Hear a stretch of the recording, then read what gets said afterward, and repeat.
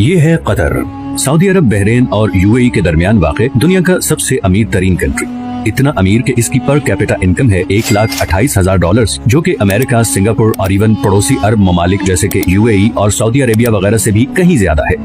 चंद साल पीछे चले जाएं तो कतर सिर्फ एक तपता हुआ सहरा था जिसमें गुर्बत, भूख और बोरियत के अलावा कुछ नहीं था।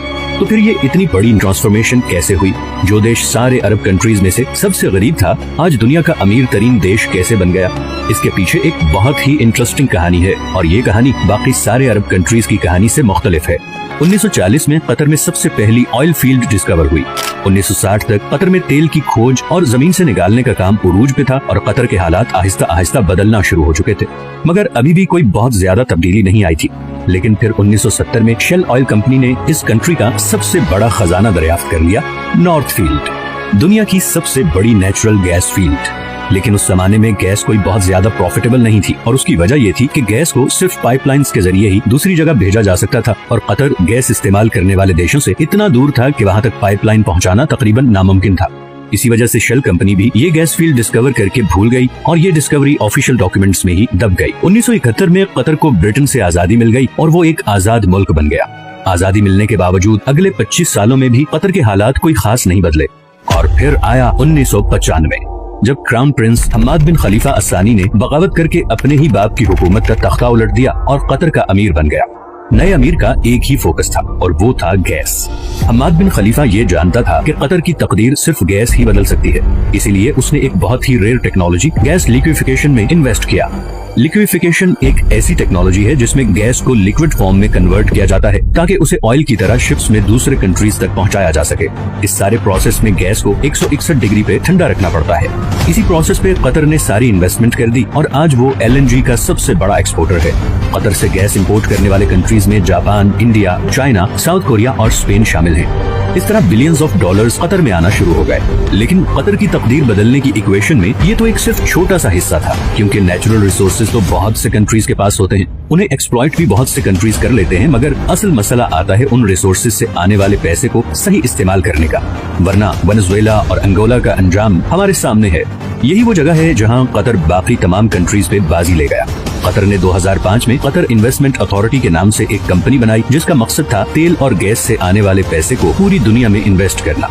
और इसीलिए आज दुनिया के हर बड़े मुल्क और हर बड़ी कंपनी में आपको कतर इन्वेस्टमेंट नजर आएगी, चाहे वो लंदन के बड़े होटल्स, ऑफिसेज और अपार्टमेंट बिल्डिंग्स हों, अमेरिका के बड़े बड़े ऑफिसेज हों, या फिर मल्टीनेशनल्स जैसे कि Volkswagen, Barclays bank, Shell, Tiffany and Co, या फिर रॉसनेट, रशिया की सबसे बड़ी ऑयल कंपनी। इन तमाम कंट्रीज और कंपनीज में कतर की हैवी इन्वेस्टमेंट्स हैं, लेकिन ये भी कतर की टोटल इन्वेस्टमेंट्स का एक छोटा सा हिस्सा है।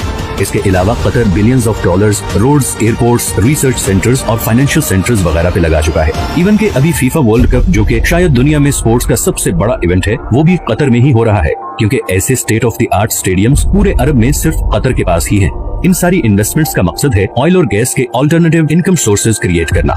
अब ये तो थी कतर की इकोनॉमिक साइड। दूसरी तरफ इंटरनेशनल पॉलिटिकल इन्फ्लुएंस हासिल करने के लिए कतर ने दुनिया का सबसे बड़ा अरब मीडिया नेटवर्क शुरू किया, जिसे आज हम अल जजीरा के नाम से जानते हैं।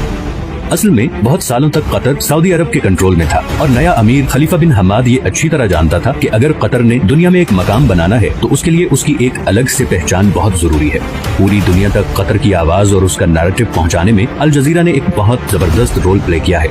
2010 की अरब स्प्रिंग के दौरान भी अल जजीरा वो वाहिद चैनल था जिसने प्रोटेस्ट को ऑनर किया था और इसकी वजह से सऊदी अरब और दूसरे कंट्रीज से इसे जबरदस्त क्रिटिसिज्म का सामना भी करना पड़ा। अल जजीरा का इन्फ्लुएंस इतना ज्यादा है कि 2017 में जब सब अरब कंट्रीज ने कतर का बाइकआउट किया था तो उसको खत्म करने के लिए जो सबसे पहली डिमांड रखी गई वो थी अल जजीरा को बैन करना।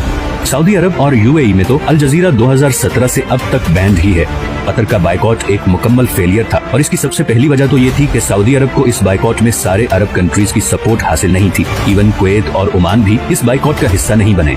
दूसरा, कतर के ईरान और तुर्की से भी बहुत अच्छे ताल्लुकात हैं, जिसकी वजह से गो के सऊदी अरब और यूएई कतर से काफी नाराज हैं, मगर इंटरनेशनली सारे कंट्रीज कतर को एक न्यूट्रल स्टेट समझते हैं और इसीलिए पूरी दुनिया में सिवाय 6 कंट्रीज के किसी ने भी इस बाइकआउट को सपोर्ट नहीं किया। कतर को गैस की वजह से एक और फ्यूचर एडवांटेज भी मिला है। ऑयल के बारे में तो बहुत से एक्सपर्ट्स कहते हैं कि 2030 नहीं तो मैक्सिमम 2040 तक वो इलेक्ट्रिसिटी से रिप्लेस हो जाएगा, मगर गैस के बारे में ऐसी कोई प्रेडिक्शन नहीं, बल्कि उल्टा गैस की डिमांड मुसलसल बढ़ती जा रही है। अभी रिसेंट रशियन यूक्रेन वॉर में रशिया की जानिब से गैस पाइपलाइन की ब्लॉकेज के बाद कतर गैस की डिमांड 10 गुना बढ़ गई है, क्योंकि अब यूरोपियन कंट्रीज भी गैस के लिए कतर से राबता कर रहे हैं और ये डील कतर को और अमीर बना देगी।